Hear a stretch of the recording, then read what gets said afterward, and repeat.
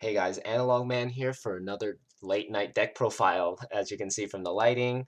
So so as you can see from the title, um, we are doing another variant of DarkKnightmon, but this is possibly the best variant that I can honestly think of for this deck because the problem with DarkKnightmon at the moment is that it's still lacking a few crucial cards, and even with the support from BT8, which is one card, which is a level 4 card that basically turns into a blocker and has jamming, um, it's not really enough. There's not really, I mean, and not only that, with the ability of Jogressing with Chimeramon, it has a chance, but it doesn't have enough power.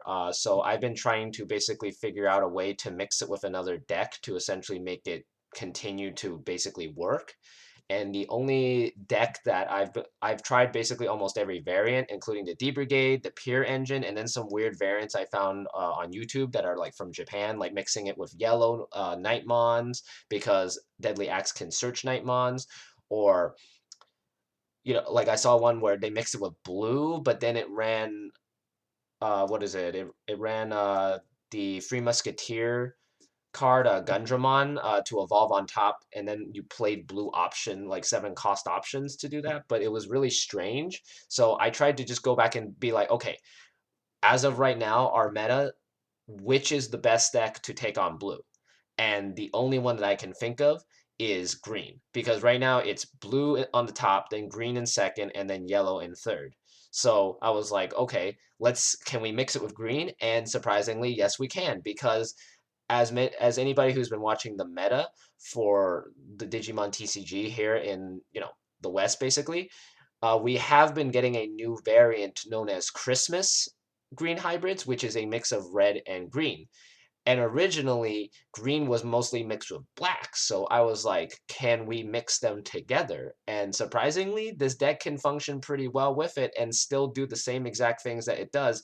It just has like one other small engine that kind of is doing something else while the main one is, setting up tamers and setting up hybrids and all that. But anyway, let's actually get into the deck profile. So for the eggs, we are running 4 Dorymons because being Nightmon, you are going to be putting Deadly Axemon underneath your Skull Nightmon when you swing, especially if it's on board. So this will get you a draw 1 and help you kind of get to your Tamers and Hybrids, so it's really nice. I'm running this at 4, and I was planning to run 1 Pagu, but the problem is with Pagu is that it doesn't work well with this deck because there's not enough Black Digimon. So searching for a Black Digimon will just essentially bottom deck something crucial for you, so I just went with this so that it doesn't disrupt the green engine and it doesn't mess with the black engine enough to the point where it doesn't work. So we keep it at 4 here with 4 Dorymons. Let's get into the rookies. We only run 8 rookies, and we run the 4 Chumons in place of the Terriermons that we're supposed to have in this deck. This is really crucial. This card is really bonkers. I've actually had people had to like literally hard play a removal just to get rid of it because it's just the fact that it stops them from gaining memory, and that stops Bokomon, that stops Machine Dramon, it stops Emperor Greymon, it stops a lot of things. So this card is really crucial. And then, of course, the other rookie has to be 4 Bokos. Rip Boko every time because condolences to Boko because he always dies, but he gets his job done, thankfully. But at the same time, I feel real bad that he has to take one for the team every time he does it. But he's super broken card, and I don't understand how people can put him down to 2 because he's really crucial in hybrid decks. And in this deck, since you don't have red rookies or green rookies to search, he is really crucial. So that's why I put him at 4, and that's all we have for rookies. Let's get into level 4s, which is basically the good chunk of this deck, basically. So let's go with, so the first one is 4 Beetlemons because you need a searcher, and this is basically your main searcher along with Boko. He's really amazing because you grab JP and you grab a hybrid, and then you're evolving this most likely on a JP, so it's gonna cost only 1, and it's just really nice, like green and how efficient it is with memory. Then we run the 4 Metal Kabuterimons because this card is really broken. It can evolve on top of Beetle. Also, the fact is that when it digivolves on top of a tamer, it can reduce its cost to 2, and if it has a tamer underneath or a hybrid, well, no, actually, no. If it has a hybrid or JP underneath, you can just tap something. So you can set up basically for Ancient Beetle to swing in and pierce into their security, which is really nice. Then that's basically all the level 4 hybrids we won. Then we go into the black engine of this deck, which is, of course, the 4 pre-release Skull-Knightmons. Still really nice to have these as pre-releases, as you guys have seen from my previous videos. Awesome card. The fact that it gives a security +1 to DarkKnightmon, and the fact is that when swinging, you can just basically go into DarkKnightmon for free if you have a Deadly Axe on board, which is really cool. That though the problem with that though is that that's not really consistent to get off. Uh, because I only run 2 Deadly Axe mons. I could bump this up to 3, but I feel that might clog the deck a little bit. I did have some test matches where this did kind of come up and get bottom decks, so I feel like just keeping this at 2 should be fine. Because your main goal with the Skull-Knightmon in this build is to just build it in raising and then make the DarkKnightmon either out here or in here and then go in and swing. And in conjunction, really dumb tech is that Mimi only requires a level 5 out here, but not here. Or I mean specifically a green Digimon is only required out here in the battle area. But in the raising, it can be any color you want. So as long as you have Ancient Beetle or a hybrid or a Rhino Kabuterimon already out, you can just push out your DarkKnightmon and swing for 2 security. So it's really cool how that works together in conjunction with green hybrids. That's all the level 4s that we run in the deck. We run about, let's see, that's 12, 14. So it's not as big as it was before. My previous green build had more. It had 2 Arbomons, 2 Kabuterimons to kind of round it out. But I feel with this build, you have to kind of be a little bit lean so that you can get into your stuff faster. Let's go into level 5s. So of course for level 5s, we are running the 4 Rhino Kabuterimon. Rhino Kabuterimon is still a really amazingly broken card. The fact that it can just evolve on top of one of the green hybrids for just 1 cost is insane. Because you get so much value out of that, especially with its when attacking effect. You can just evolve into any 10 warrior or insectoid for just 3 costs. So you're basically turning every single 5 cost evolution into a 3 cost. So it's just really broken. You have to run 4 of this, no more, no less. Like seriously, this card is amazing. Then we run the 1 Argomon because sometimes you do need an extra level 5 to kind of evolve into, and it's really nice to Digizorp sometimes because potentially you could just Digizorp into something and then go into like Ancient Troy, and you could just kind of sell an Ancient Troy because that's the thing is that with Blue Hybrid, most builds I've seen, they only run maybe 1 or 2 Absolute Blasts, so you're guaranteed to have your Ancient Troy out for a while, which means you can basically stop most of their attacks, which is basically one of the main things to stop Blue with. But that's all the green level 5s we run. For the other level 5, of course, we run the 4 DarkKnightmon alternate arts here because this card is really busted.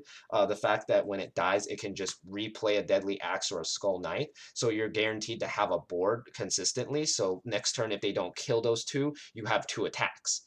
So really cool. And the fact is that with Deadly Axe and Skull Knight, it's at 9,000 and it swings for 2 security. So combine that with Rhino Kabuteri and the Ancient Beetles and all that, you're basically wiping out their security in 1 turn and going for game basically. So really awesome how this works together, and I'm honestly really surprised that it works so well together. But you know, whatever. Anyway, that's all the level 5s we run. Let's go to level 6s. So for level 6s, we're running, of course, the 4 Ancient Beetlemons. This guy is your main heavy hitter. He, well, on deletion, he can trash the security, which is really cool because then essentially you're going for 2 security if you have JP for piercing. And even weirder is that if you have multiples of these on board, they will actually trigger. So that means if this one gets a deletion, he'll trash a card and then he'll trash a card. So it stacks, which is really cool. So if you manage to get 2 on board, you're basically ripping their security in half on turn 2. Then for the secondary level 6, of course, we run the 3 Ancient Troys because blue is real like the main thing to beat right now, and Ancient Troy really hurts their swarm capability. It basically forces them to just kind of have to do more things next turn or to stall you out for another turn, which can give you another turn to basically kind of rip their board in half, basically. And it does also force them to be more aggro, which will help set up Ancient Beetle and Ancient Troy to punch through. So really nice. We're only running 7, but this is enough to the point where we will see them consistently. The rest of the deck is options, but they're interchangeable. It depends on what you want to do.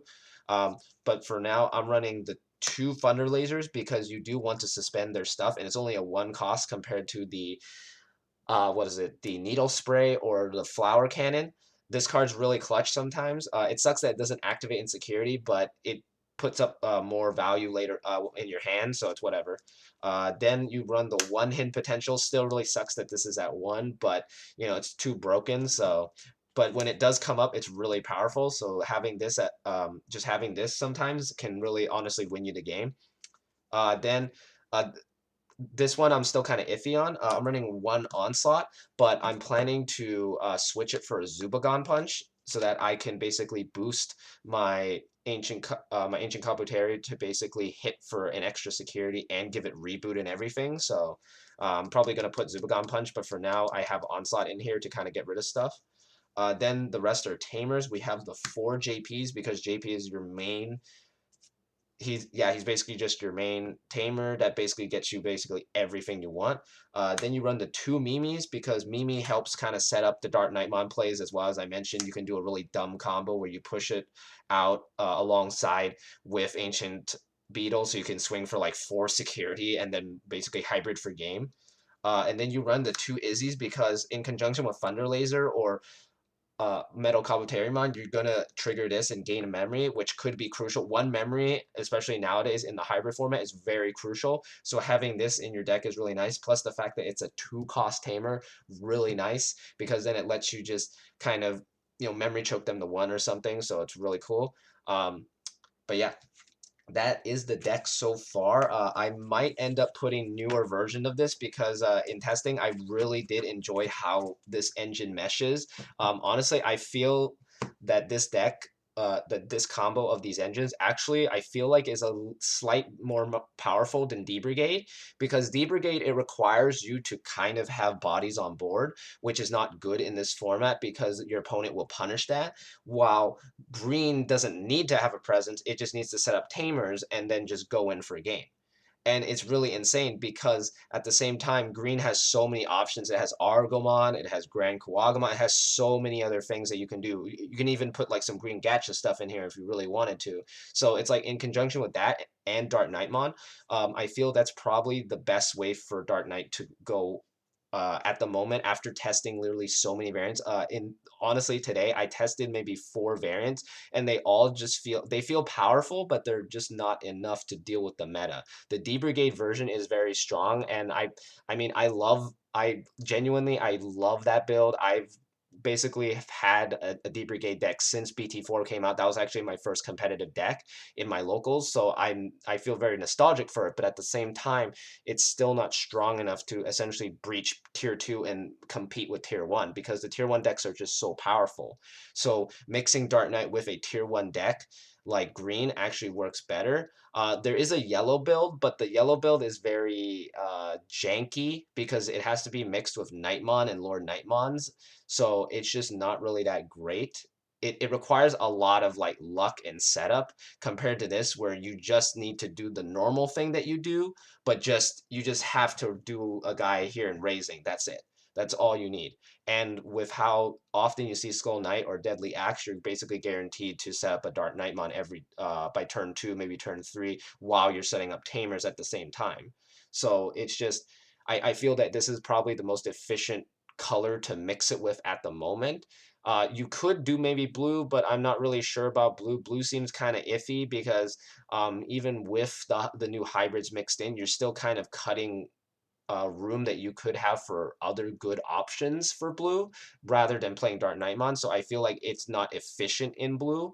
In red, there could be a potential because black and red is basically the colors that usually are supposed to be mixed. I mean, we are getting black red cards in BT8 and BT9.